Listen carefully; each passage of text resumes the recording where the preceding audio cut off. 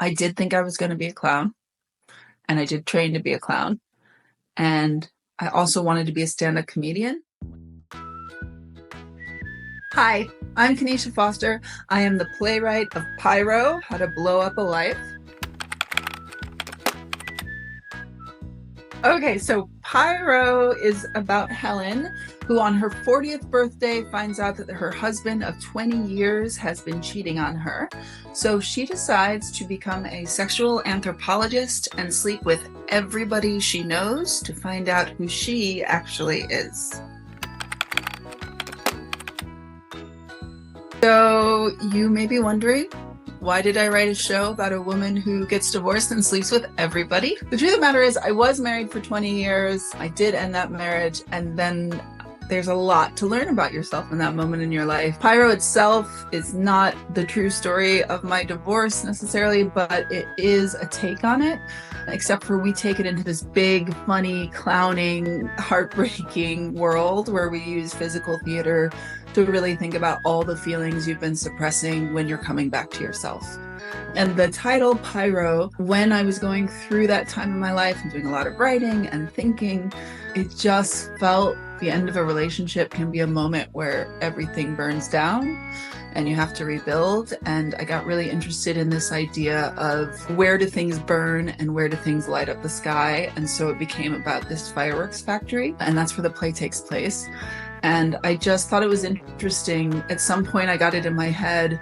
I think I was watching Bad Sisters and just like loving that series. And I thought to myself, oh yeah, they're all trying to figure out something at the core of this story of like who did the crime. So the title Pyro comes from just all the changing and shifting feelings of coming into a new part of your life in your 40s. And some days it feels like you're burning it all down, and some days it feels like you're building something beautiful. And I started to imagine, where are the places where we really bury our feelings and we can't be electric? And if we were electric, it would be dangerous. And so this idea for the fireworks factory came. I loved the idea when I dug into it that people are painting the sky and they're making these beautiful things out of these very dangerous things. So that's where the title Pyro came from. And also I was watching this series, Bad Sisters, at the time, and it's such a good series. Please watch it. Yay, lady writers doing badass things.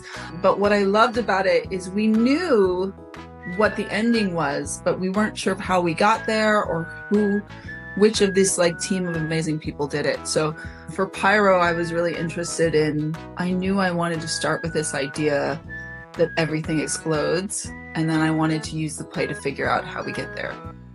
And then who burns it all down. I have noticed on my bio, if you've checked out my website or Chance Theater's website, that I make work where cultures collide, and I love where slapstick meets heartbreak. And Chance asked me, where does that happen in this show? And I would have to say, every freaking where. I mean, I really wanted to.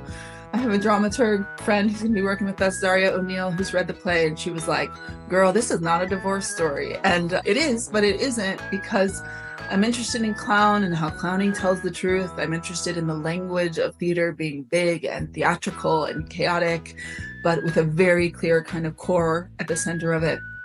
And I always say that theater quite often is about spontaneity next to specificity. So in this show, it's actually a 3-person show with lots of characters. So the main character, Helen, is always herself. And then there are these 2 characters called the Pyros, pyromaniacs. And they are both the people that narrate for us along with Helen, but they also are members of the fireworks factory. And then they become all of these people that she's sleeping with, including her husband, including all the people she dates after, during the divorce, including the women around her. So all of that takes a lot of physicality and clowning, and I think it's going to be a lot of fun to get in the room with the actors and see what it is. I can't talk about my career path without sending a big shout out to Chance Theater. I met on years ago. We were both Young Leaders of Color for TCG, and then I became a Fox Fellow.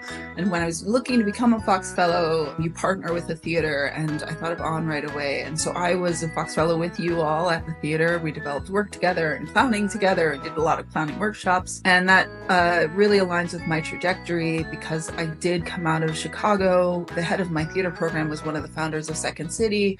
I trained at Second City. I did clown work in other spaces, so improv and clown and comedy. And Sheldon would always say to us, improv is actually about the truth. And it just so happens that when you're getting the truth really right, it's funny, even when it hurts. So that's a lot of where I come from in terms of the improv world. And then I trained at Steppenwolf, did a lot of physical theater and viewpoints, some Meisner. So in Chicago, we say, fill up your toolbox all the way and then build something out of it. And you'll see that in the play as well. Like, I'm interested in where a lot, not just culture collides, but where a lot of the things I've spent 40 years learning to be the best at what I do, as we all do. I'm sure you are also the best at what you do, and we would have fun together. But, you know, that's the goal. We want to really be at the top of our craft. So I felt really excited to write this play and have a chance to put all of those in there and see what happens if after a while you get to this place in your career where you feel more confident about the things you learned and what excites you versus trying to do it right. So this play is a good example of my training as an improviser, my training as what they call a straight actor, my training as a physical actor, my training as a clown, and my long-term training as a writer. So I've written for TV and film and plays and solo shows and video games and creative nonfiction. I have a memoir, book of essays that I'm working on right now that's to be published. I think you'll find a little bit of it all in there, but hopefully in a way that just like really sticks to story. I wanted to say that my time as Chance has been really special, and one of the most special things was when we were all coming out of the pandemic, the first show that I directed back was with you all, and it was when we did Yellow Man with Dante and Julan starring in those roles and Bibi stage managing. And I say those three names because at that time we can only have a few people in the room, and the four of us were such a team. And that is where I developed actually like my core principle of being a director that I've stood with ever since, which is that we don't center panic in the room. At that point, we knew we had a big show and a little bit of time to do it, and they were just so brilliant, those artists, and we all stayed together in it. And that's been one of my vows from then on. It's because of Chance that I now can approach my art and my work in a different way, with a curiosity and a sense of strength and a sense of, look, we're not gonna freak out. Like, it's gonna be a thing, and then it's gonna be another thing, and then it's gonna be another thing, but we don't move from panic, we move from curiosity. So I owe Chance Theater a lot. What are my hopes for the state of theater is a question that every artist in America is definitely asking themselves right now. I hope that we are digging into our truest voices and we are unapologetically telling our stories. I think the tricky thing about theater is it holds a little piece of us always, whether it's fiction or nonfiction. And I was just telling my daughter the other day, who's studying theater and film and TV in London right now, and I was telling her the thing about a piece of theater is you can't half tell it, because people who have lived those stories before will feel betrayed. So I hope we tell our stories fully, and I hope we're very specific, and I hope that will always be a standing point of who we actually were in 2025, who the individuals of the nation are, versus what the world might think of us right now, or how the government is churning. Hopefully, if we tell our stories true, they'll remember we were here. If Tracy Ellis Ross could be the lead in the show, if she could be Helen, because my lead character is mixed. She's funny, but she can kill it. She can be physical. Sis has got style for dice. So definitely Tracy Ellis Ross. Oh my God. Okay, I have to think about the Pyros.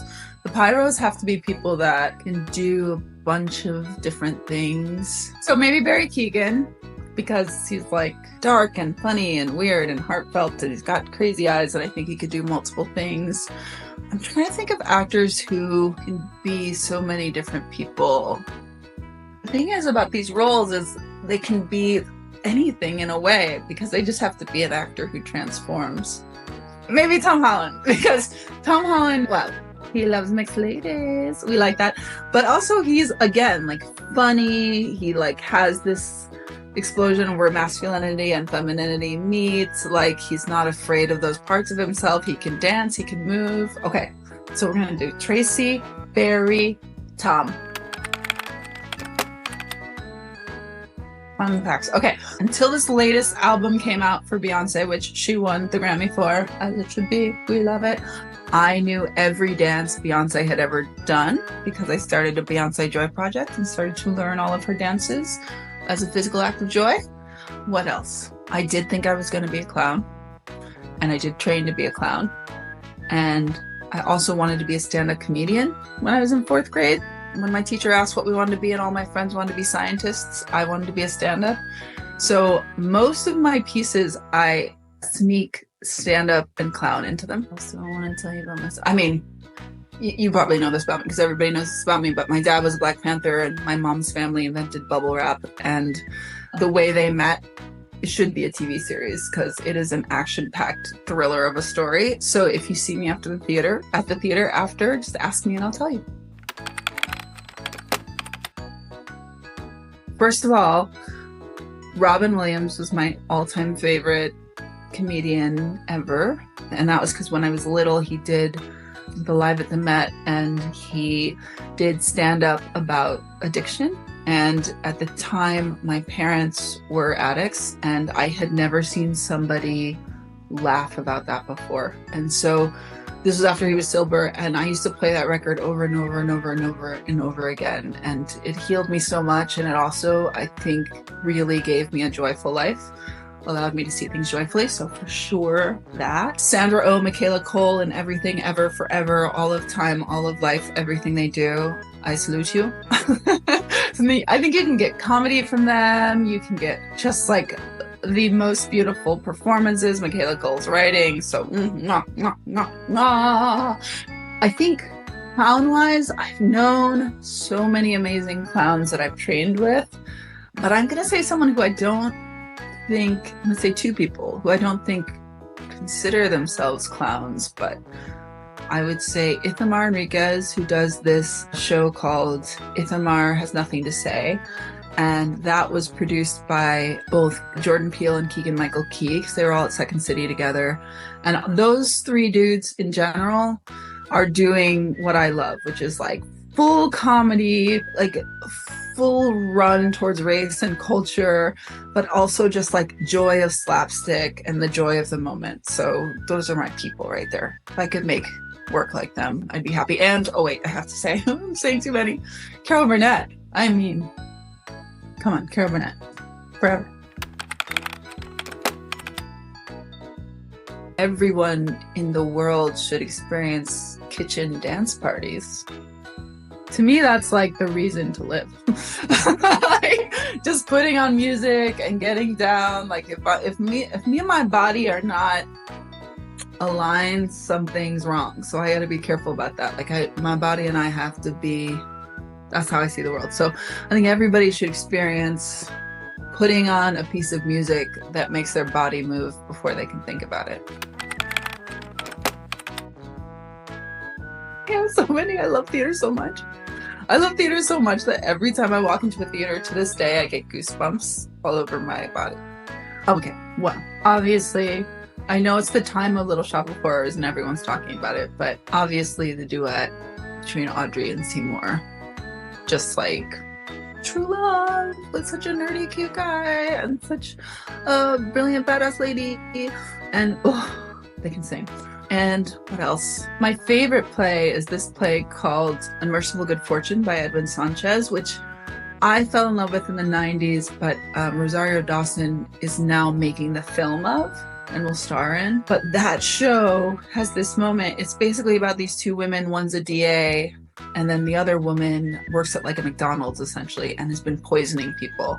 And you find out she's poisoning people because when she touches their hand, she can see their whole lives and she's deciding if they should live or die. And one reveal of that, of what's going on, but also these two women, the DA is assigned to her case. They're both Latino women and they fall in love. And just like watching them fall in love in that play, I really like. I guess I like love. I mean, no, I'm saying I guess I like love, but like here's the big reveal.